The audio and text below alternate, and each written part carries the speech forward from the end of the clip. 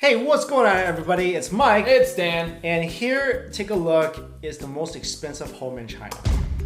Wow. I want to live here. I kid you not.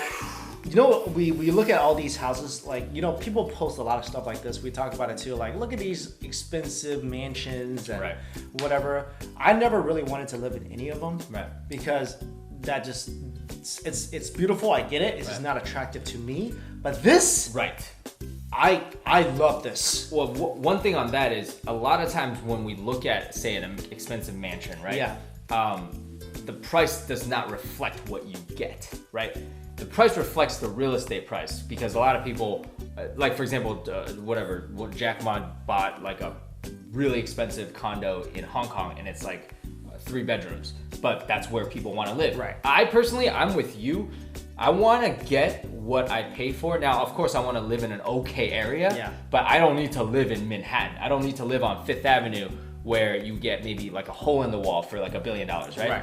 So I totally agree with you, but that's the unfortunate aspect. But here, I still think it's a lot of money, but for what you get. But you are basically getting a palace. Like, kid you not, a palace. I feel like this is the equivalent of a castle in Europe. Yes. This is what you get, but this is so much more beautiful because Chinese architecture, if you guys ever seen like ancient Chinese architecture, I'm so down with that. Yeah. Like, I love that so much. Right. And it's not like, it's like if you go to like I'm not knocking anything, but if you go to like a medieval castle in Europe, right?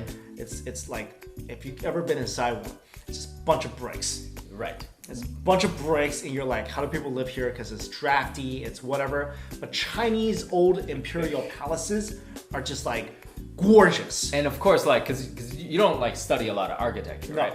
Like basically, no one in today's day and age architectures, no one models, you're right, no one models architecture over medieval castles because they're ugly. They're literally like just concrete, like here's a boulder, here's a whatever. But not saying all of them are like that, but for the most part, but even in the height of Chinese architecture, like let's say back in the Tang Dynasty, we're talking about 600 AD.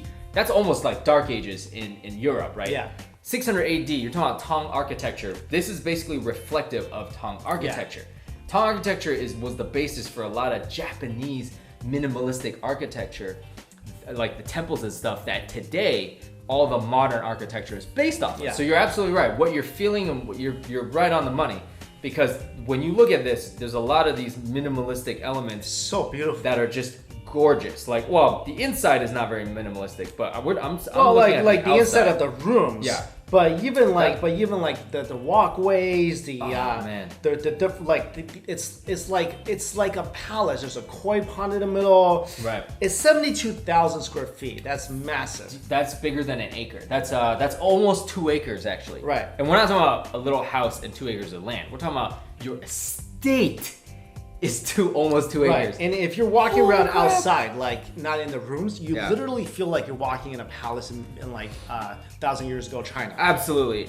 I do think that the photographs, however, make it, I mean, it's a little bit photoshopped. Like if everything's like, still, you can tell it's so freaking beautiful. Yes, mostly because the sky is in the perfect setting, the lighting and everything. It's like walking into a painting.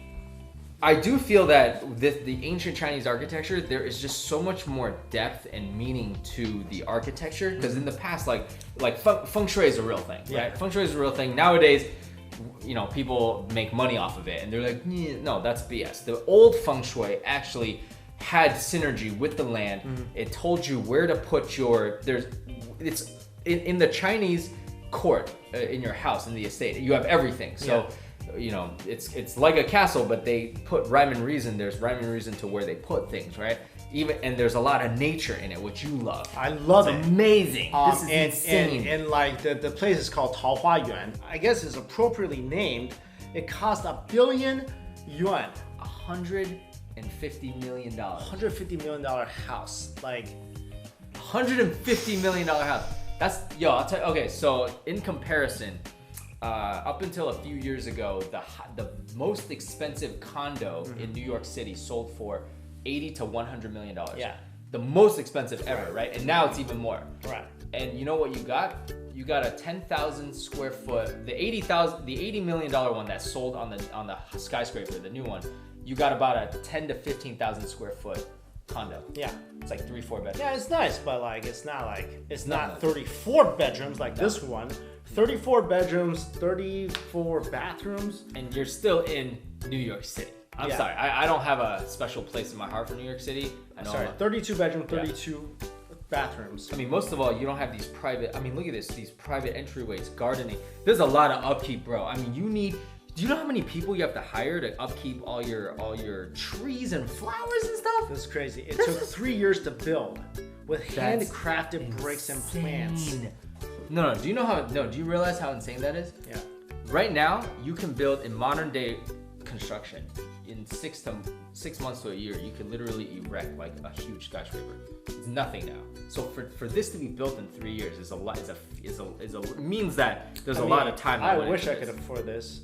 This is I would just like live there, and that's how I would. I just want to visit it because I want to see if the photographs does it justice. Yeah, we know a place like this actually that's much better. Oh yeah, definitely. But we're not gonna tell you where it is. No, I can't tell you where it is. But this is kind of like that. Yeah, it's kind of like that. It's kind of like that. I've never seen like something else out there. And my favorite things is, like I was saying, it brings a lot about, because we talk about a lot of traditional Chinese culture. Yeah. So there's so much things that can be brought out with traditional Chinese culture with this type of just living here that you learn about that we can't even beyond the. Did you know, like in the Tang Dynasty, they didn't even use nails. Right. They everything was fitted together in this special construction.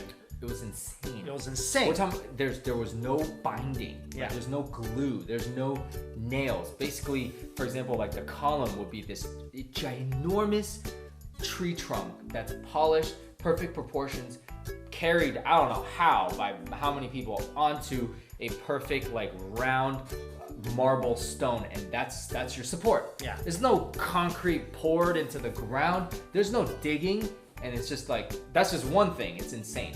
Absolutely insane. So anyway, this is absolutely beautiful. I wish I can afford it. Can you guys leave me some money? Just kidding.